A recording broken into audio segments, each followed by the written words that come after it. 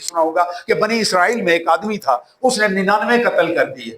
اس نے کسی عالم کا پوچھا، جا کے اس سے کہا کہ میرے پاس کوئی توبہ کی گنجائش ہے؟ اس نے کہا کوئی نہیں۔ اس نے اسے بھی قتل کیا، سینچری پوری کی۔ سینچری پوری کر کے اس نے کسی اور سے پوچھا، اس بندے نے کہا کہ اللہ کے، اور ذرا جملہ سنیے حدیث مبارک کا، اس نے بندے نے کہا اس 100 بندوں کے قاتل سے کہ کوئی بندہ اللہ اور تمہاری توبہ کے درمیان حائل ہو سکتا ہے؟ اللہ اکبر!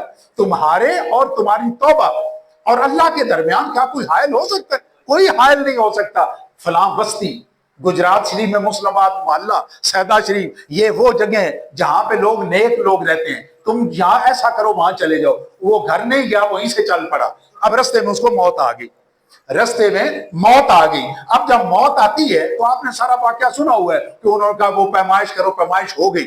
ایک جملہ جو میں سنانا چاہتا ہوں، اور میرا خیال ہے کہ شاید آپ میں سے بہت کم لوگوں کی نظر سے گزرا ہو، مسلم کی حدیث مبارک میں ہے کہ جس وقت وہ بندہ زمین پہ گر گیا، آپ یوں سمجھ لیں کہ ہارٹ اٹیک ہو گیا، ہارٹ اٹیک ہوا، وہ زمین پہ گرا، اب اس کی جان نکل رہی ہے۔ اس جان نکلتے نکلتے اس نے ایک حرکت کی، وہ کیا؟ ذکر لنا انہ لما اتاہ الموت، جب اس کو موت آ گئی، نہ آپ صدر ہی، اس کا سینہ جو تھا وہ اس بستی کی طرف نہیں تھا، اس کی کمر اس بستی کی طرف تھی، نیکوں کی بستی کی طرف، اور اس کا رخ دوسری طرف تھا۔ اس نے اپنا پورا زور لگا کے کروٹ متل کے اپنا سینہ نیکوں کی طرف کر لیا۔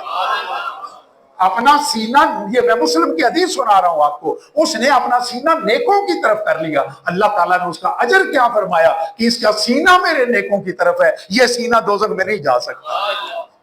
ادھر سے زمین پھیلا دی، ادھر سے زمین سے کیر دی۔ بھلا اتنے بڑے اصول تبدیل ہو جاتے ہیں؟ میرے پیارے دوستو،